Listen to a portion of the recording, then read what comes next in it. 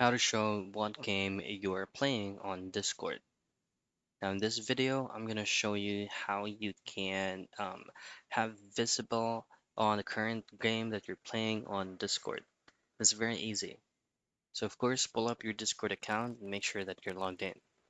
Now choose on this option here that says user settings, just gonna be the gear icon. And then at the left side, you should see these options right here. Just simply scroll all the way down. And then under activity, choose on activity privacy. Now make sure that share my activity is turned on. Once you've done that, you can go ahead and go back to the activity tab and then go into registered games.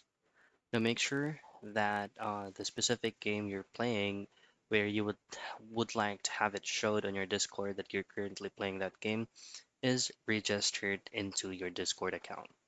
If not, just simply choose this option here that says added and then hit the drop down menu to choose the specific game that you would like to be registering into Discord, and you can simply rename the name in it and it will automatically show up once you're currently playing it. And that's it. That is how you show what game you're playing on Discord.